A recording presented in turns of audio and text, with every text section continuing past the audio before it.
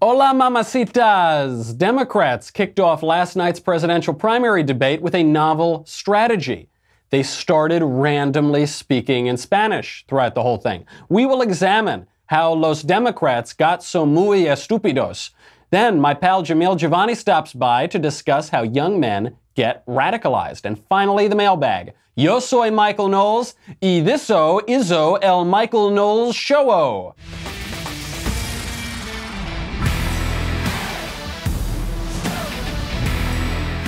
Yo quiero Taco Bell. That's basically my main takeaway from last night's Democratic debate, is that yo quiero Taco Bell. So the debate was broadcast on NBC, and I'm sitting there with sweet little Lisa, we're watching it, and I thought I may have been watching it on Telemundo because for some reason, these candidates all seem to be speaking in Spanish. Here's a little taste. Me llamo Julián Castro y estoy postulando por presidente de los Estados Unidos. Necesitamos incluir cada persona en el éxito de esta economía. Pero si queremos hacer eso, necesitamos incluir cada persona en nuestra democracia. Cada votante necesitamos la representación y cada voz necesitamos escuchar. Pues la situación ahora es inaceptable. Este presidente ha atacado, ha demonizado los inmigrantes. Es inaceptable y voy a cambiar este. So if you couldn't see that, there's this moment when Beto, he's the first one, first question. Beto starts speaking in Spanish randomly for no reason. And there's a cutaway and you see Cory Booker looking at him like, dude, are you actually pandering more than I am? Are you actually being more disingenuous than I, Cory Booker, am being? And it was probably the only genuine thing I've ever seen out of Cory Booker. And then within, I don't know, 10 minutes or something, Cory Booker starts doing it too. It was this moment of like Beto saying, hey bro, nobody can butcher the Spanish language better than I can. And then Booker's there like, hold my pupusa. And then he just starts speaking in broken Spanish. It was very hilarious to watch. But it wasn't just the candidates. Even the moderator got in on all the Spanish fun. Congresista, if I could, I'm sorry. Congresista O'Rourke, ¿qué haría usted en el primer día, si usted es presidente, sobre esta realidad que está ocurriendo? What would you do, Congressman, day one at the White House? Vamos a tratar cada persona con el respeto y dignidad que merecen como humanos. Oh, Beto O'Rourke's like the guy who got called on by teacher, but he didn't do the homework. So he's pretending to speak Spanish from the first question. Then this moderator, Jose Diaz-Balart, just starts speaking to him in Spanish, and Beto O'Rourke basically just responds, ¿Dónde está la biblioteca? ¿Dónde? He uses the word, I wasn't listening to all the Spanish because I don't speak Spanish, and I've never been more happy that I don't speak Spanish than when I was watching last night's debate. But halfway through, he doesn't remember the word for medicine, which I believe is medicina. So he's just like, oh yeah, sí, yo quiero la medicine, yeah. And it just really, really pathetic.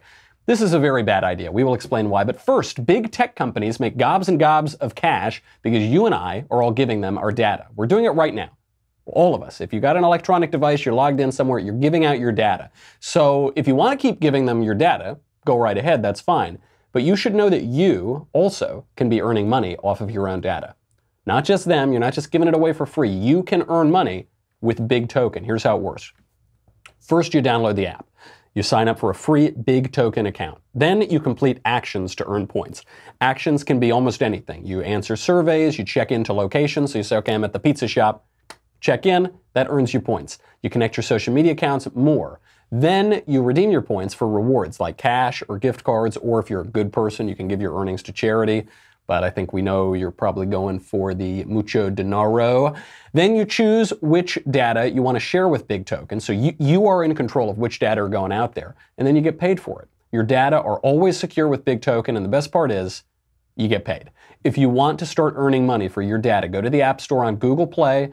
Go to the App Store rather on Apple, or you go to Google Play and you search for Big Token, BIGTOKEN, that's one word. Download the app and sign up. And most importantly, speaking of cash, use my referral code Knowles, Knowles, so that I get credit for it and we keep my show on the air. Search Big Token in the App Store, go to Google Play, download the app, use my referral code Knowles to sign up, claim your data, and get paid. This was a mess, this Spanish thing. I remember, I was working on the Jon Huntsman campaign in 2012. I love Jon Huntsman. He's the current ambassador to Russia. Thought he was a terrific governor of Utah. Thought he was a great ambassador. Thought he was a great presidential candidate. He made a very strategically poor decision during one debate where he started speaking in Mandarin Chinese. And the idea here was the same thing that these guys were trying to do. They want to show that they can speak this language. If China is going to be the big threat and you can speak Chinese, that gives you a lot of credibility. If America is becoming multilingual, if America's got all these Spanish-speaking immigrants coming in, it's very impressive if you too can speak Spanish. Doesn't work. People don't like it. Especially in these early primary states, Iowa, New Hampshire, South Carolina. You think those guys are impressed that you speak Spanish? None of them speak Spanish. Nobody in those states speaks Spanish. Very bad idea. It's very offensive. I found this to be the most offensive part of the debate last night. They were talking about basically having post-birth abortion. They were talking about abortion at any time during pregnancy on demand. They were talking about socialism. They were talking about getting rid of private health care. And I found the most offensive part of it to be this stupid Spanish pandering. This is America. We speak English in America. That's it. There is very little that unites us as a country anymore. Most of us don't share a religion. Most of us don't share common experiences. We don't share a common culture. We don't all go watch the same TV shows, read the same books, or go to the same movies. We have very little bit uniting us. If we don't speak the same language, then we have basically nothing that unites us anymore. I think it's great to speak other languages. I speak other languages. I studied Italian in school. I studied Italian literature. When I go to Italy, I speak Italian. I get along in Italian. When you go to Rome, do what the Romans do. When I'm in America, I don't speak Italian all the time. Even if I go to an Italian restaurant, I don't sit there and I say, okay, I'll have the wine and I'll have the appetizer and I will have gli spaghetti alla carbonara. Per favore, signore, grazie, grazie mille, voglio. No, I don't do that because that's weird, because you're in America. I'll say, I'll have the spaghetti alla carbonara, please. Because we speak English in America. This is America. Now, the Democrats, they don't like America. They don't like American traditions. I don't think that's an exaggeration anymore. They say they want to fundamentally transform the country. You don't want to fundamentally transform things that you like. You want to fundamentally transform things that you don't like. And that was Barack Obama, one of his campaign platforms, one of the pillars of his campaign. One of the reasons that everyone is anxious about illegal immigration is because they fear that they're going to lose the country. They fear that the country is going to be totally unrecognizable afterward. I don't think this is going to play well in Peoria, and worse for them, I don't think it's going to play well in early primary states. Now, you'll notice that the leader of the pack last night, Elizabeth Warren, she didn't speak Spanish because she understood this. She didn't even speak Navajo, and I believe that's her native language, she said. And beyond all the crazy Spanish, the Democrats were running very far left. Liz Warren, who went in there as the kind of top of that pack in last night's debate, she ran about as far left as she could.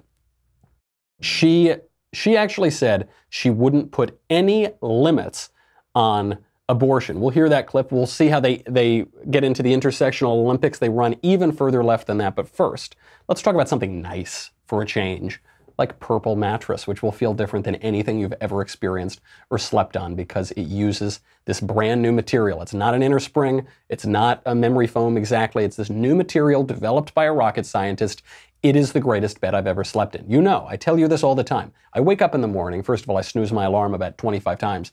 But then I'm lying there. I must lie in bed for half an hour, just kind of writing out my show, doing the news, reading through everything, because I don't want to get out of this bed. I love this bed. I am in no way joking or exaggerating that I regularly think while I'm lying in this bed, I am so lucky to have a Purple mattress. It is that great. I talk about it with sweet little Elisa all the time. It's both firm and soft. I don't know how else to describe it. How is that possible? I don't know. You got to try it yourself. Parts of your body are kind of just lying flat right on top, and then parts of it where it's just right, they kind of sink into the bed. It's just great. It gives you the zero gravity feel. It works for any sleeping position. You've got to check it out. You get a 100-night risk-free trial. If you're not fully satisfied, you can return your mattress for a full refund. Backed by a 10-year warranty, free shipping and returns, free in-home setup, and old mattress removal. All I ask is that when you get the purple and you love the purple, you thank me. You remember me. You name your first kid after me, maybe. I don't know. I don't ask too much. I'm saying I'm going to fundamentally transform your life. Might be recommending something that leads to your first kid anyway. I don't know. You're going to love purple. Right now, my listeners get a free purple pillow with the purchase of a mattress. That is in addition to the great free gifts they're offering site-wide. How do you get it? Text Knowles, K-N-O-W-L-E-S, to 84888. That is the only way to get this free pillow. Text Knowles, K-N-O-W-L-E-S, to 84888, K-N-O-W-L-E-S to 84888. Message and data rates may apply. So they ran very far to the left. Here is Liz Warren being asked, would you put any limits on abortion? Here's her answer. Senator Warren, would you put limits on any limits on abortion?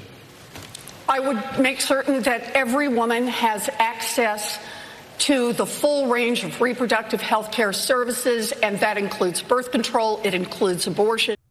So no, the answer is no. I wouldn't put any limits on it whatsoever.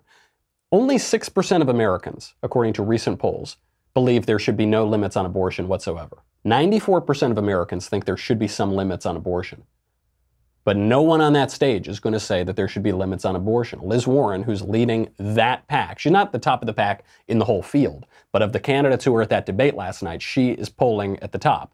She says no limits whatsoever. So how are you going to out-woke somebody if they're already saying no limits, abortion on demand, without apology at any time? Julian Castro figured out a way. He figured out the one way to out-woke her, and that is by offering to extend abortion rights, not just to women, but to men. I don't believe only in reproductive freedom. I believe in reproductive justice. And, what that means is that just because a woman, or let's also not forget, someone in the trans community, a trans female, is poor, doesn't mean they shouldn't have the right to exercise that right to choose. And so I absolutely would cover the right to have an abortion. What? What was that? So trans women, this is just how they describe it. A trans woman is a man, a biological man, who dresses up like a woman or thinks he's a woman or wants to be a woman.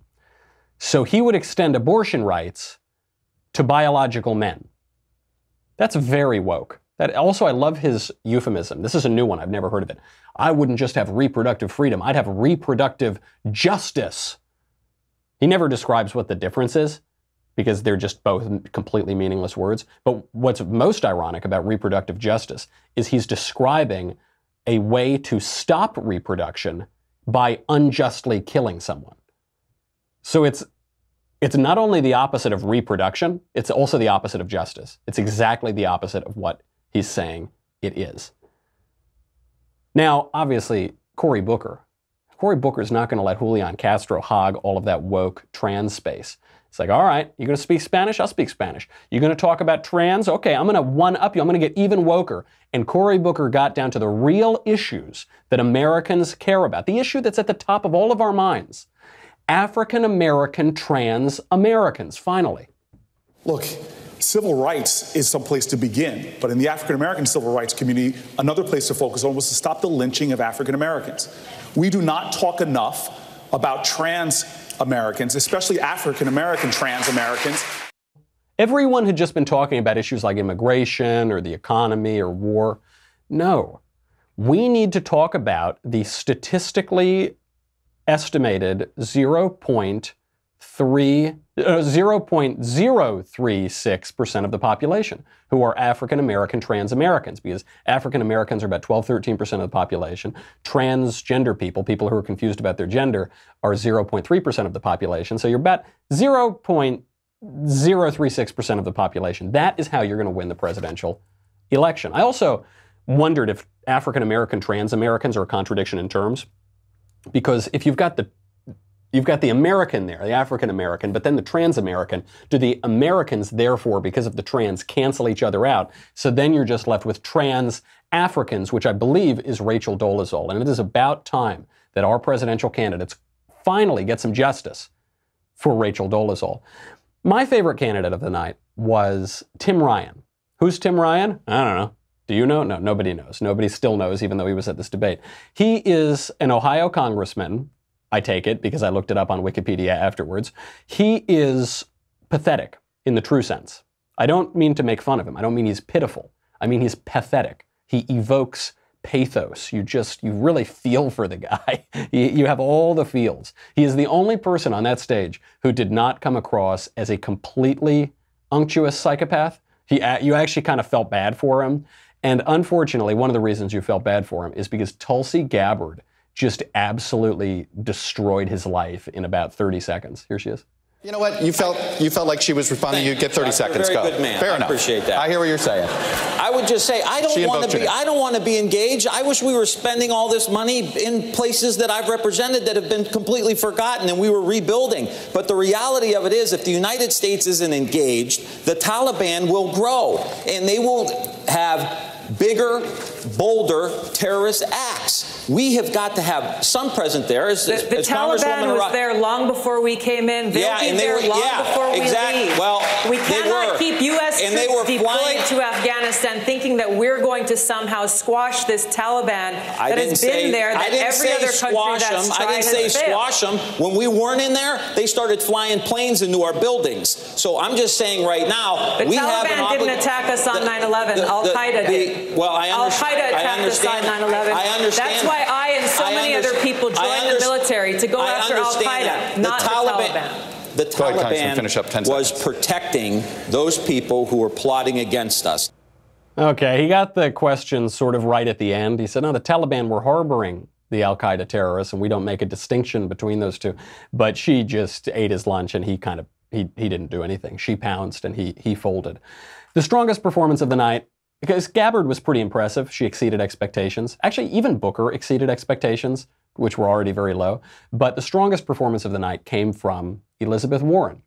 She didn't say anything. She just kept saying, I have a plan, I have a plan. But she came off very strong, even though she'd never explained what her plans were.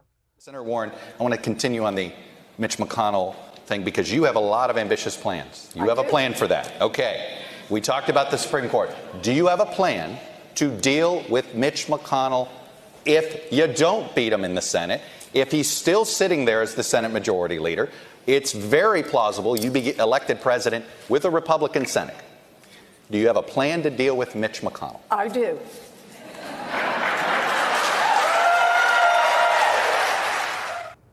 That's it. That was her answer. I do. And then they applaud. She doesn't say what the plan is. Okay, that's fine. So they want strength. She's offering strength, and she's offering, she's a real battle axe, a battle tomahawk in the case of Elizabeth Warren. She's just saying, I'm the tough one. She's trying to, in some ways, pull a Trump strategy here.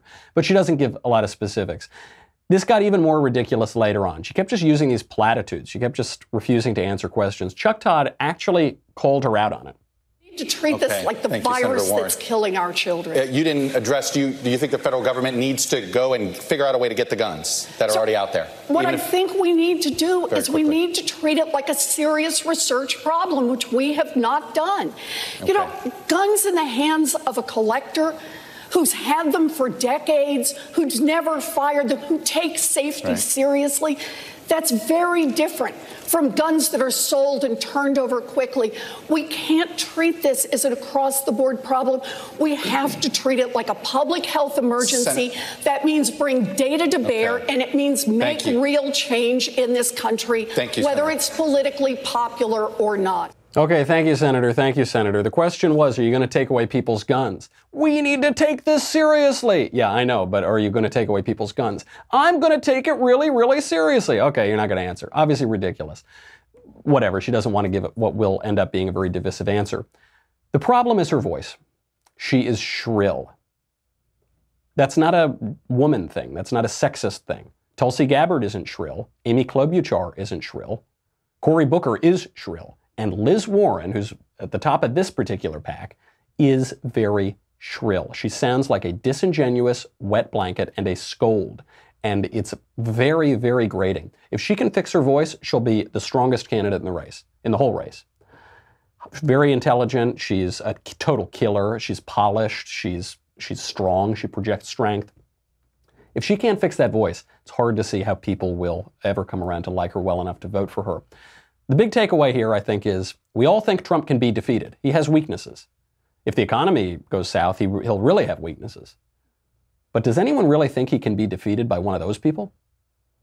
Seriously? No, no chance. We'll see tonight if Biden or Sanders or Buttigieg can connect any better. But otherwise, I think President Trump looking pretty good. All right, we got to bring on my old pal, Jamil Jivani. If you have not heard of Jamil, he has an incredible life story. He's genuinely one of the most impressive people I've ever met. I met him when I was in college, and he was in law school. So he was at actually the top law school in the country, if not the world. And he wasn't always the top of his class. He wasn't always the sharpest guy or the most applied guy. He wasn't always applying his intelligence. He was actually declared illiterate in high school. Raised without a father, single mother. He had been going down the path toward crime, path toward gangsterism, and he was affiliated with the Nation of Islam. He was going down these really dark ideologies, these radical ideologies.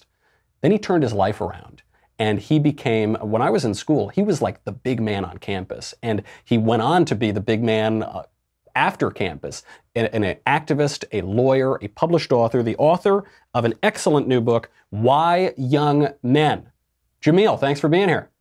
Thanks for having me, Michael, and thanks for the very kind introduction. I appreciate it. I got to tell you, pal, you are by far one of the most if not the most impressive guy I met during my entire time in college, and you've gone on to impress all of us even more in your life after law school. I loved this book. Very interesting. I didn't agree with everything, or I wasn't totally convinced by it, but I thought you made a great case. You weighed a lot of different sides of all of these arguments. The question you ask is, why young men? The dangerous allure of violent movements and what we can do about it. So I have to ask you, for all the listeners, why young men? Yeah. Well, what I try to do in the book is show how the expert way that violent movements or radical ideologies are able to speak to the anger and frustration that a lot of young men feel. And it's a sort of teenage or, early 20-year-old angst that I think everyone relates to in some way. I mean, most people, if you ask them to look back at pictures from high school, they shudder to think about what they were like back then. But what these groups do really well is they reach young men and politicize those feelings. They make you feel like there's someone you need to hate, there's someone you need to be resentful toward, and that you should adopt a purpose and a mission that is going to let you act on the feelings that you have. And that brotherhood they offer, that camaraderie they offer in sharing that purpose and mission is what I think they do very effectively. And what I explore in the book is how they're doing it more effectively for a lot of young men than schools are, or churches are, or out of touch public institutions that we trust to reach our young people. Too often they're just not doing that very well. How did you turn your life around? I know a little bit of the answer to this. You raised without a father, illiterate, listening to Louis Farrakhan, one of the worst voices in the whole world, and then you become this total model for young men to follow. What changed? Well, a lot of it for me came down to failing at doing the wrong things, right? So I tried to be a gangster. I wanted to drop out of school. That plan didn't work out for me, in large part because even though I was going through a lot of difficulty in my life and I didn't have a great relationship with my mom, she was still in my life. And I think having her there, even when we didn't know how to talk to each other, meant a lot. Jordan Peterson refers to this as like having a light at the end of the tunnel. And I think my mother played that role for me. So when the moments came where I almost bought a gun or I almost dropped out of school, I almost gave up on myself, I had that light where I was like, maybe there is someone to disappoint. There is someone who thinks higher of me than I think of myself. And having that person meant a world of difference. So when the time came where I exposed myself as not able to live up to my tough guy bravado and my gangster fairy tales, I lost all my friends overnight. I mean, I knew that they think I was a chicken and a punk and much more vulgar words than that. And I had to, change my social circle. And it's a hard thing for anyone of any age to do. I'm not sure I would have been able to do it deliberately. I did it without even realizing that's what was happening. But when I changed my social circle, I finished up high school, went on to community college, had a whole host of different people in my life. All of a sudden, I was starting to think and feel like a different person. And over time, that made a world of difference. Well, and you mention in the book how just that act of committing yourself a little bit more to mainstream society. So you're not just hanging around on the street with a bunch of criminals anymore.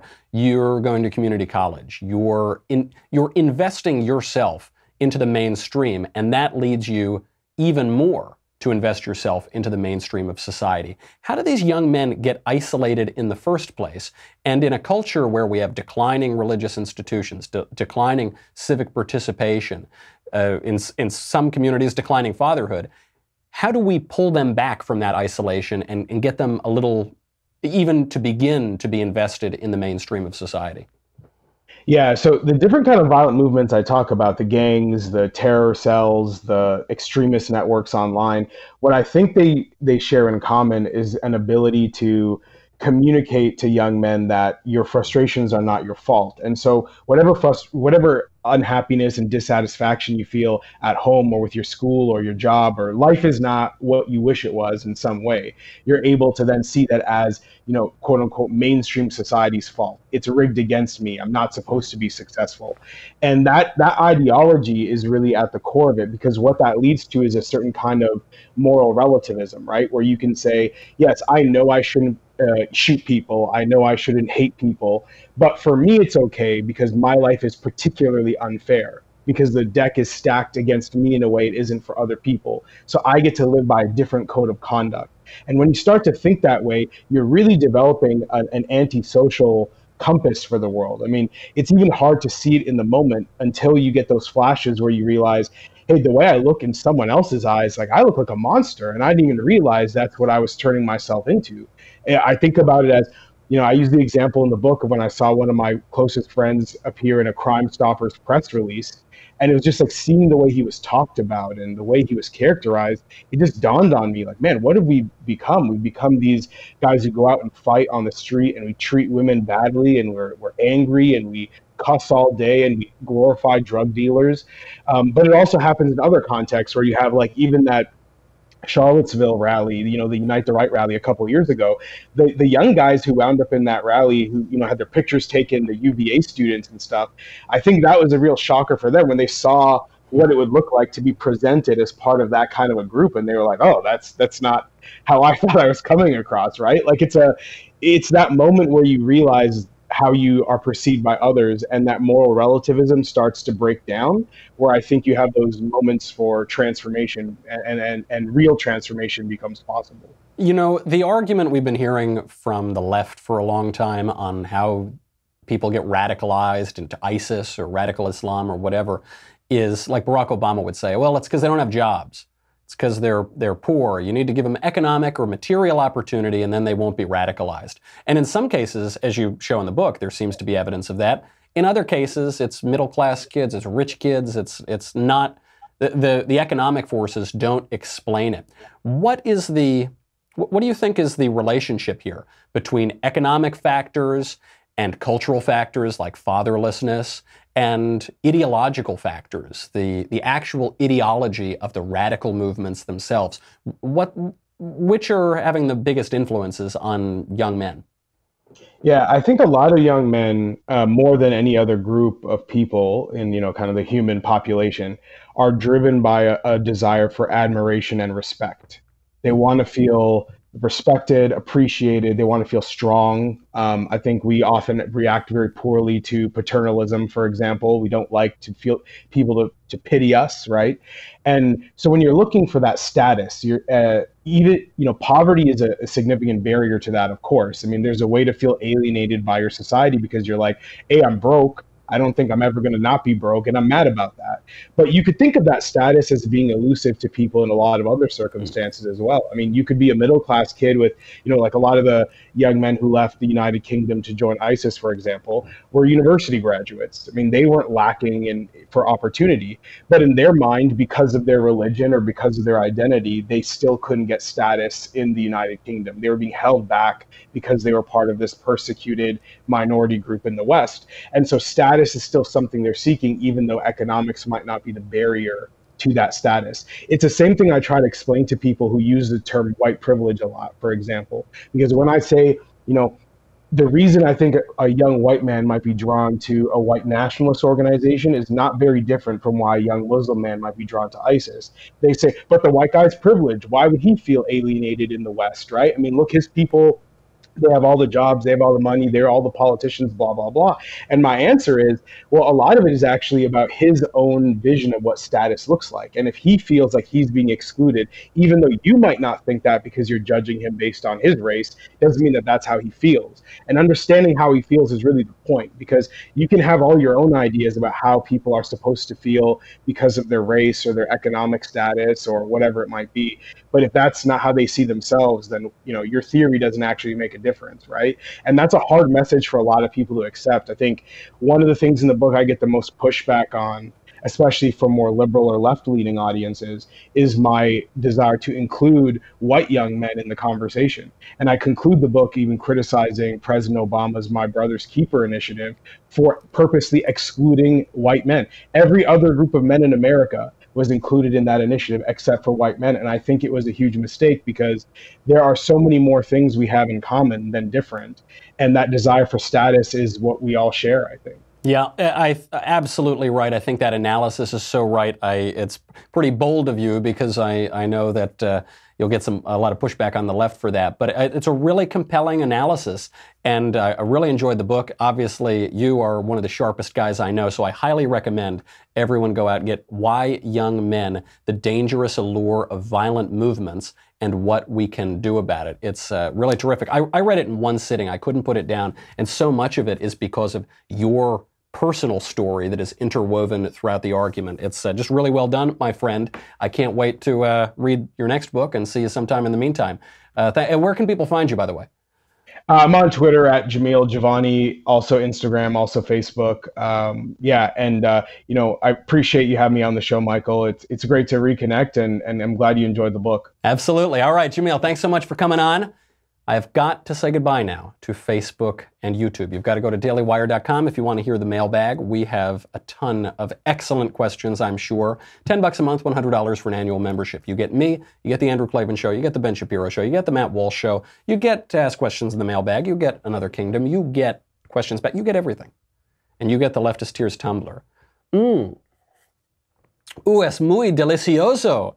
Este Leftist Tears Tumblero. Ooh, especially good, and it's going to be even better tomorrow morning after tonight's debate. Go to dailywire.com. We'll be right back with the mailbag.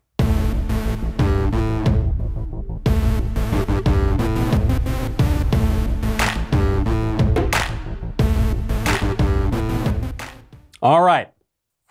First question from Matthew. Michael, ex-Lothario of the Daily Wire. I just started seeing a conservative girl, and I'd like your advice. We've been on 2 dates, and I'm wondering at what point should I attempt to kiss her? Is there a general guideline on this? How do you know when it is a good time to go in for the first kiss? What telltale signs do most women give off that indicate that they would like to be kissed? Best wishes, and keep up the good work, Matt. These days, I believe the telltale sign you're looking for is a notarized contract witnessed by about 7 people and stamped by a judge. Traditionally, however, you've been on 2 dates, so now, you should do it now, or yesterday. The telltale signs that she wants you to kiss her are that she's gone on 2 dates with you. Guys are very stupid about this. I don't mean to single you out. But guys get this wrong all the time. They get shy, they get nervous, they overthink it. They say, oh, I don't know if she really wants me to. One time on one of my early dates with sweet little Elisa, we were like 16 or something. I had my arm around her, kind of cuddling up, watching a movie. And I was like, oh, does she want me to kiss her? Like, I don't know, idiot. She's sitting with you and you got your arm around her and you're like, oh, duh, what else are you going to do? You're going to play Yahtzee? No. So these guys get very nervous and they shy and everything. So very often guys think that if they make a move too soon, it's going to ruin things. It's going to be too presumptuous. They think the bigger risk is to make a move too soon. The far greater risk is not making a move and seeming too timid. You're on the date. You've gone on 2 dates. You've gone on 3 dates, whatever. She's there. The purpose of going on dates is to get a little smooch at the end. Go for it. Kiss the girl. And if she rejects you, too bad. And you go on a date with another girl. From Ryan. Hi, Michael. I just started a new job as an accounting manager, and my company is doing a gay pride event this month.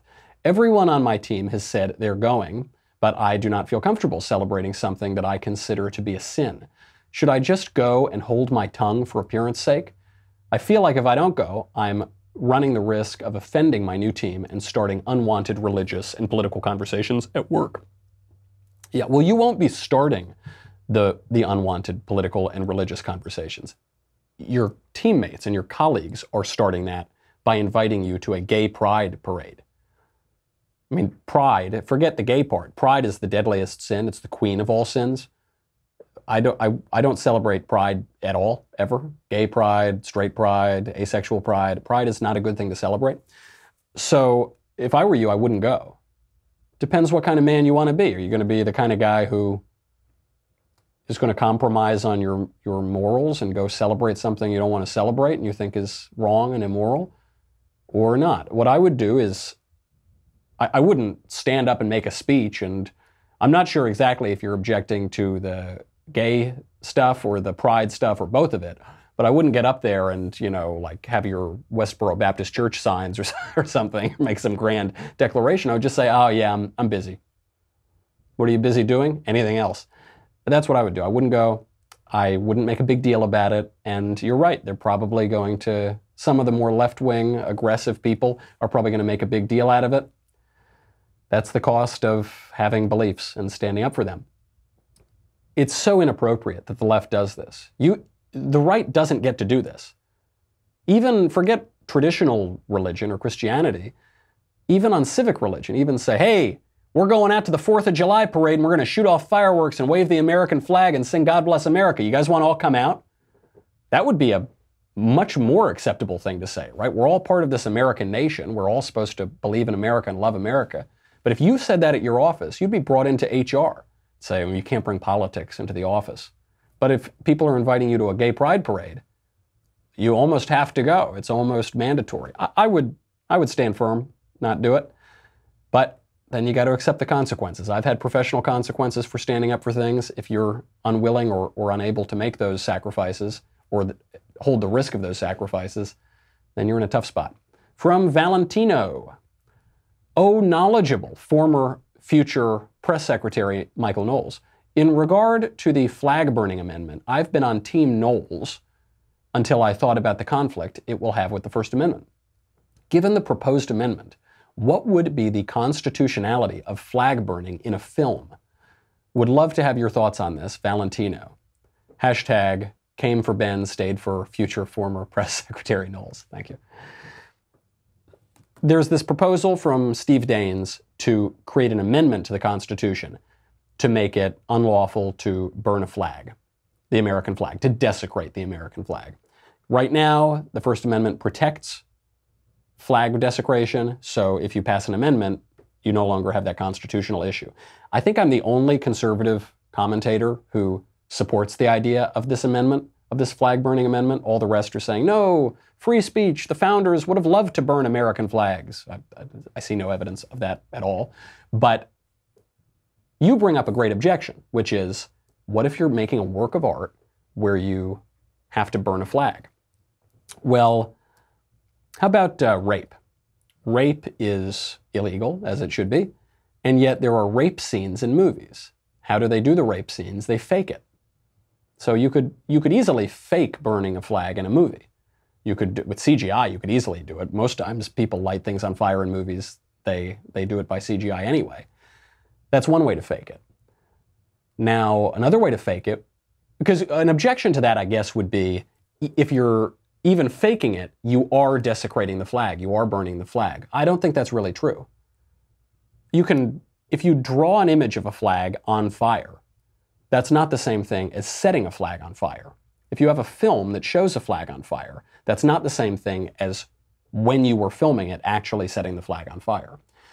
But moreover, you could fake it in other ways. You could be missing one star. You could be missing one stripe. You could have the colors a little off or something. You could fake it that way.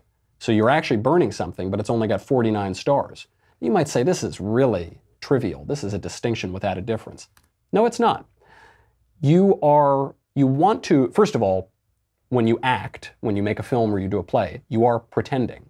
You're not really, there's that great clip of Ian McKellen on Extras. He goes, how do you act so well? And what I do is I say my lines that they write down in the script, and then I walk to the place where they tell me to be. When I'm Gandalf, I'm not really Gandalf, I'm Sir Ian, but I'm pretending to be Gandalf the Wizard.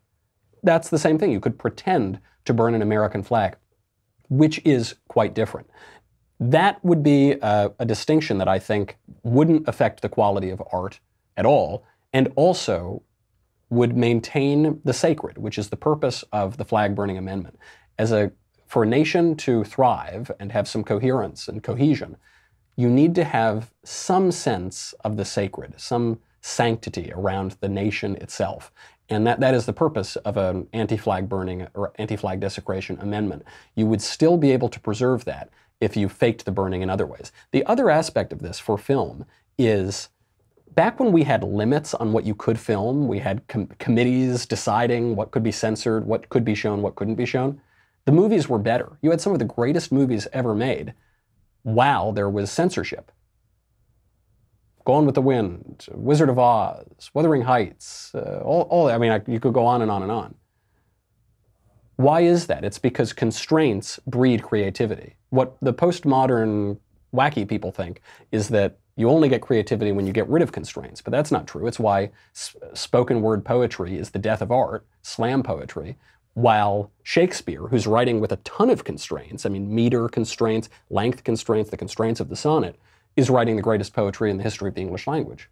The constraints breed the creativity. This happened in film already, and if we have this one particular constraint on film, which would be you can't actually set a flag on fire while you burn it, I don't see any reason why the principle wouldn't hold there too. From Noah, hello, me and a friend were having an argument about college debt forgiveness. I told him college education was not a right, and the government's job is to protect civil liberties and defend individual freedom.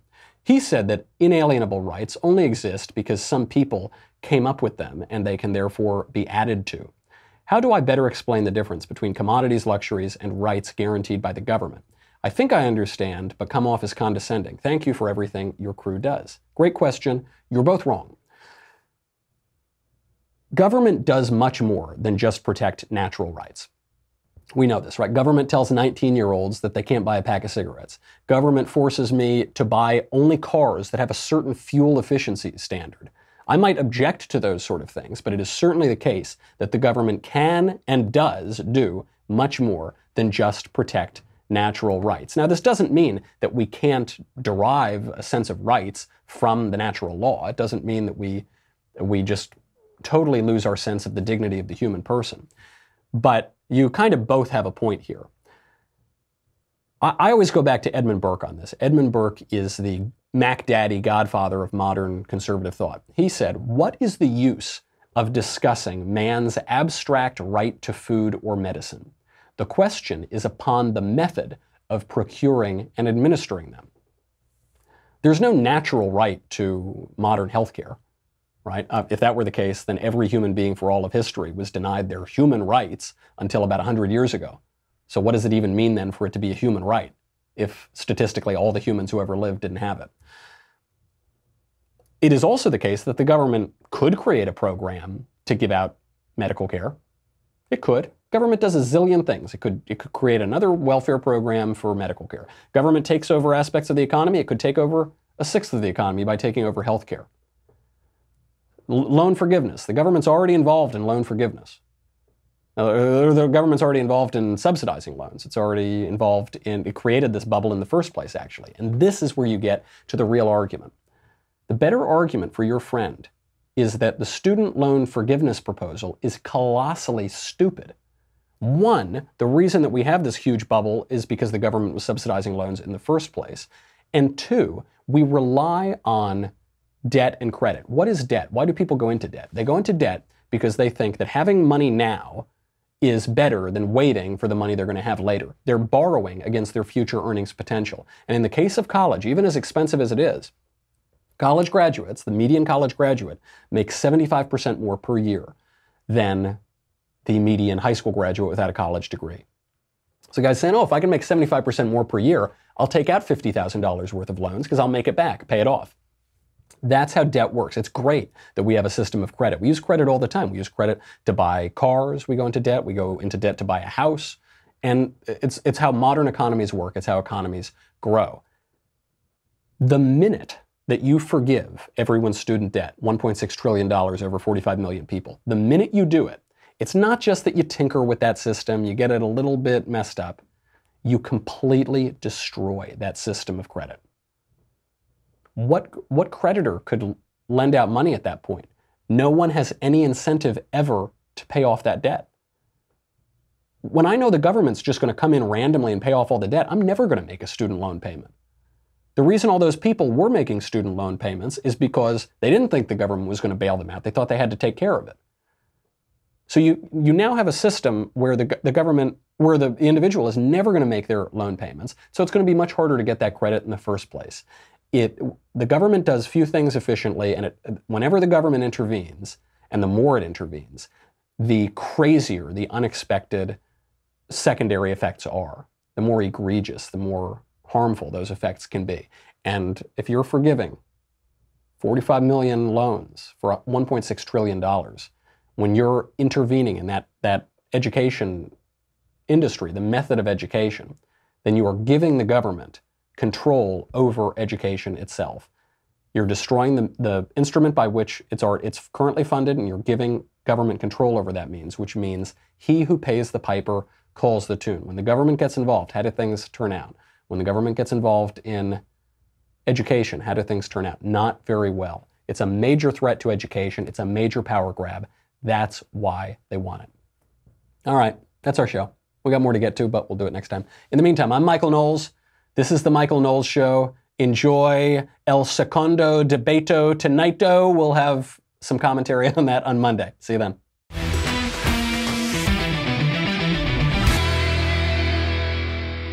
The Michael Knowles Show is produced by Rebecca Dobkowitz and directed by Mike Joyner. Executive producer, Jeremy Boring. Senior producer, Jonathan Hay. Our supervising producer is Mathis Glover, and our technical producer is Austin Stevens. Edited by Danny D'Amico. Audio is mixed by Dylan Case. Hair and makeup is by Jesua Olvera, and our production assistant is Nick Sheehan. The Michael Knowles Show is a Daily Wire production. Copyright Daily Wire 2019.